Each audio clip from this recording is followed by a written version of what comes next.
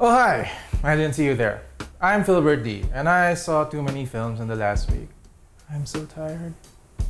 This is Phil on Films. This week, Parasite, Dora and the Lost City of Gold, and we'll go through the Cinemalaya films. 구체적으로 뭐가 문제예요? 여기 한 봐요, 어? 그럼 접다 만 거잖아요, 지금. 넷 중 하나는 불량인 거지.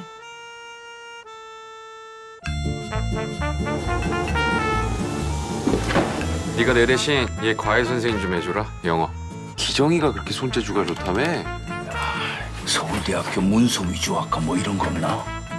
아들아, 네가 자랑스럽다.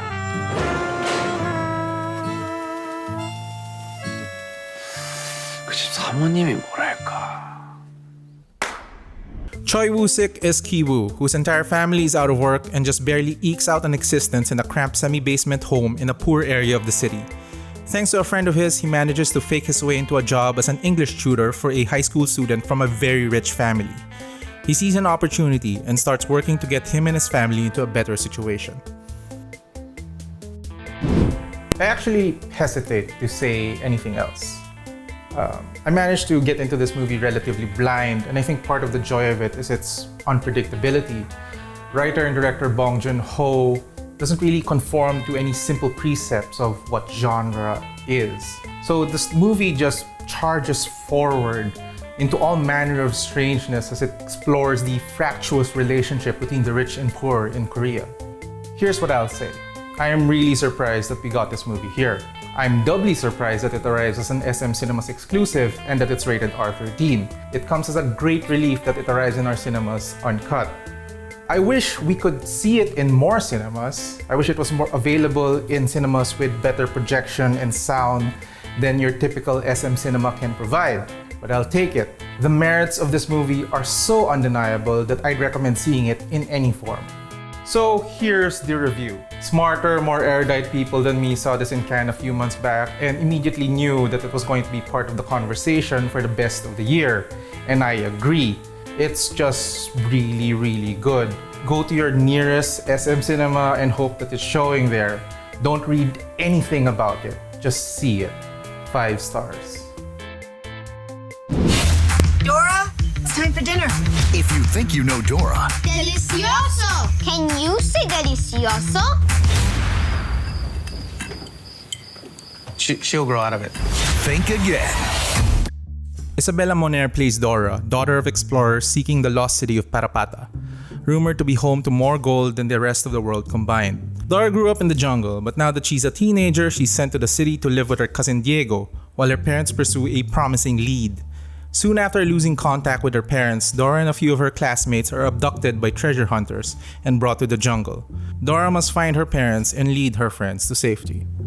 Let's talk about pedigree here. It's pretty easy to dismiss this movie as some sort of soulless cash-in, but then you look at the details and it starts to get pretty intriguing. We could start by talking about director James Boven, who worked on The Ali G Show, the 2011 Muppets movie, and Flight of the Conchords. Speaking of Flight of the Conchords, if you are a fan of that show, you might be interested to know that Brett McKenzie wrote a song for this movie. Also, one of the writers is Nick Stoller, a veteran hand who wrote some of the best comedies of the last 10 to 15 years. This is all to say that there is some serious comedic talent behind this movie, and it's all set toward making things as silly and delightful as possible. The story starts out as this fish out of water high school tale a la Mean Girls, and then it just kind of transforms into The Last Crusade. It also features Benicio del Toro as Swiper, a CGI fox that wears a mask and gloves and likes swiping things. If that doesn't sell you on the movie, I don't know what will. What if I told you, though, that Michael Pena spends a full minute of this movie trying to explain what a rave is to Dora, mostly by imitating the sounds of electronic music? Go get it! But yeah, it's just a really fun movie for kids. It's a lot smarter than it probably needs to be. Its adventure can feel a little slapped together, but the core of the story is actually pretty solid. Plus, it's got a mostly non-white cast led by the terrifically game Isabella Moner. And Dora herself is just a really good hero. She's a capable Latinx lead female character who solves problems by being a good person. What's not to like? 4 stars. So, Cinemalaya is over. Let's go through these films. Let's go through them alphabetically so that I don't show any preference. First up, Annie. Annie is a story of a kid in the future, 2050 Philippines, who befriends a robot. The focus of the film becomes the robot because I guess the special effects are the whole point of it. You're like, oh, look at what we can do. With a minimal budget and almost no time, because this is Cinemalaya, we can put together a future world where there's a robot. That's the wrong thing to focus on. The film is a mess narrative-wise, and I can't tell you what it really is about. But there's a lot of just like complete nonsense in this movie that doesn't work. I commend them for the attempt. That's really brave to be like, oh yeah, we have no budget and we're gonna make a VFX spectacle. That's great, but it doesn't always make for a good movie. So no, I don't like this film very much. Belle Dolor, starring Mylene Dizon as a middle-aged woman who starts a relationship with the younger Kit Thompson. So it's apparently May, December things are in right now. The first half of this movie, I was actually kind of intrigued. It's just, oh, the inner life of an older woman discovering herself through the attentions of a younger man. But here are a few problems. One, Kit Thompson is not very good.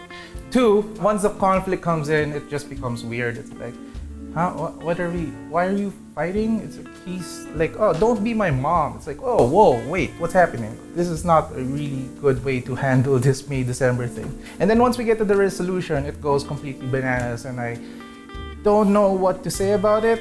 I guess the movie at the end says this is based on a true story. And if it was based on a true story, like, if I ran into these real people, I would kind of yell at them. So, it's actually showing in cinemas now, and I don't know, you might like it better than I do. It's actually kind of mostly fine, I just don't like where it goes. Children of the River is the story of a young boy in Mindanao. It's growing up with his friends, and he's kind of discovering that he's gay. Also, they're all the children of soldiers. Interesting milieu, kind of a PG, call me by your name sort of thing going on.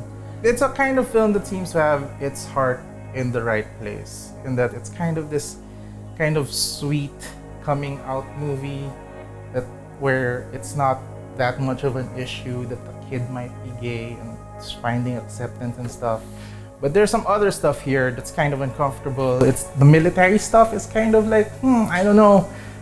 Is this film kind of pro-government killings? I don't know. This is a very complicated situation that the film isn't able to really address in a solid way. Also, the writing and the direction just aren't really up to snuff. There's some stuff in here that's interesting, but I don't know, man. I don't know.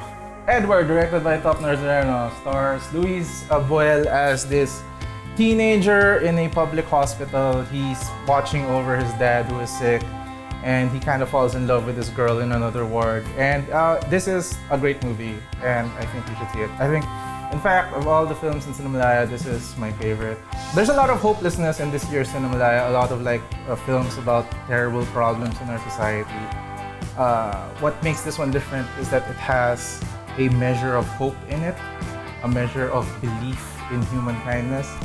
What little triumphs the lead character experiences are minor in the end, but they're there. There's still triumphs, and it feels like it scores a win against the endless dreadfulness of Filipino society.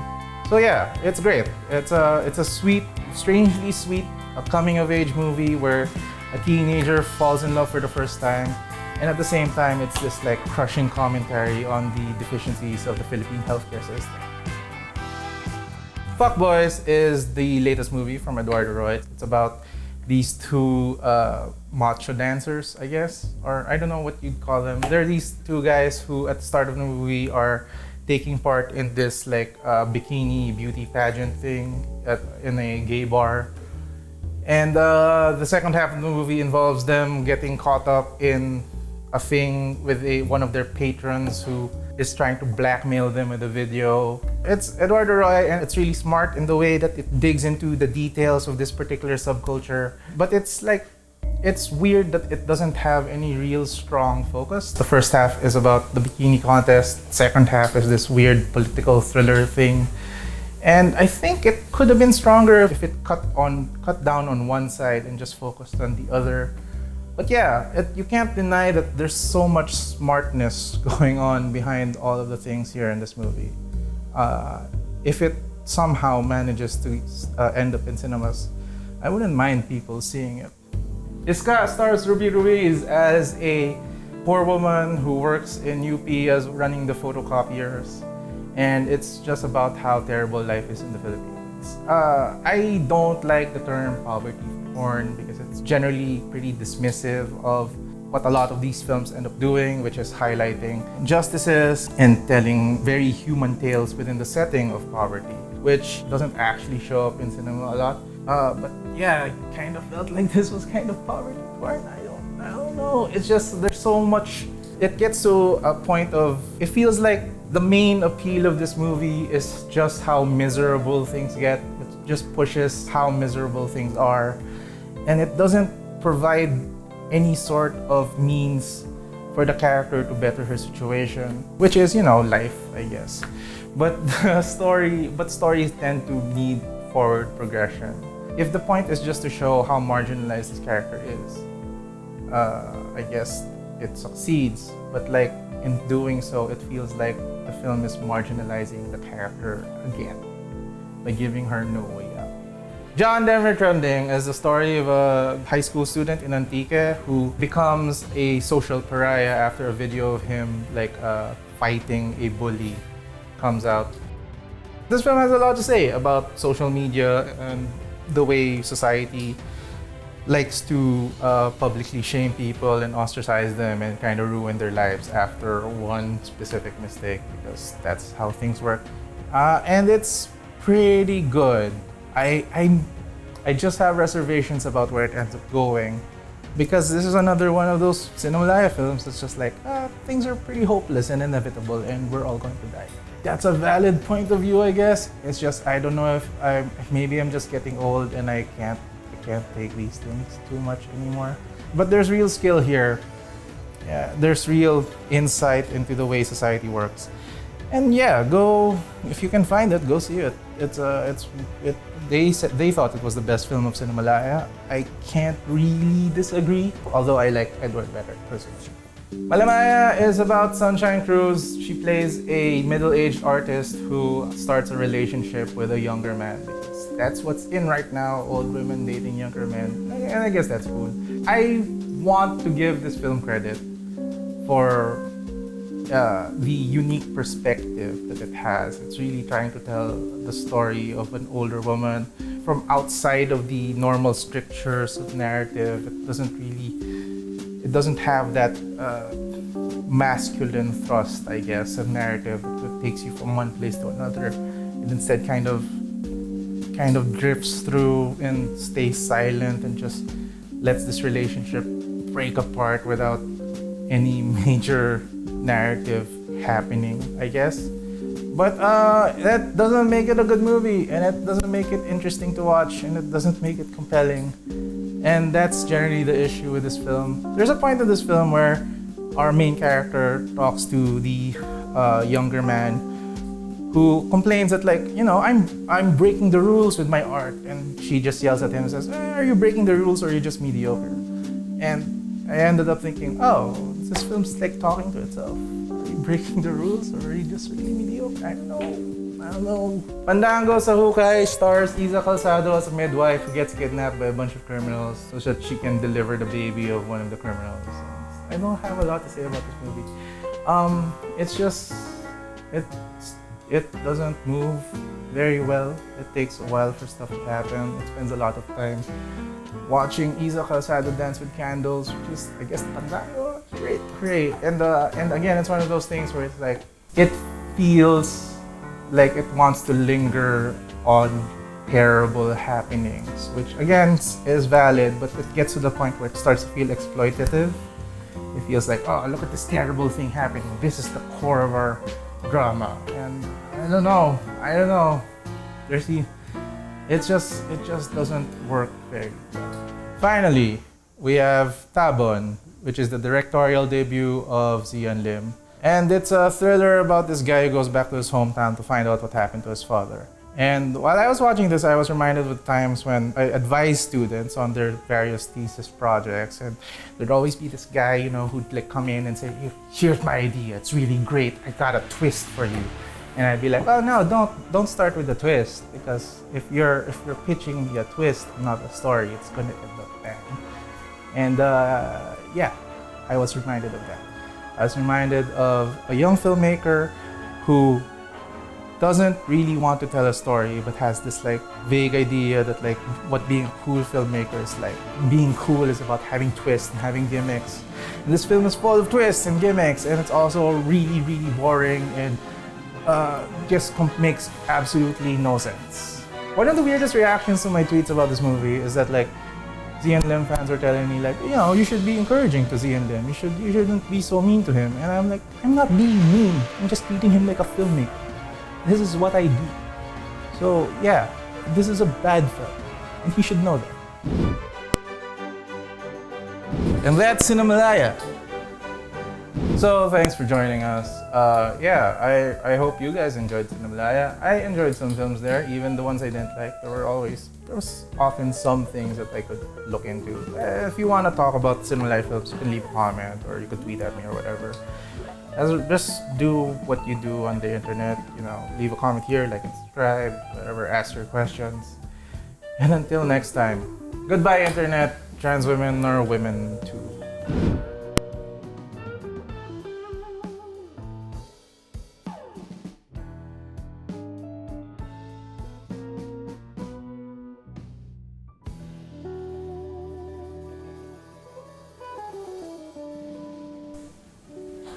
Oh, wait. I'm so tired.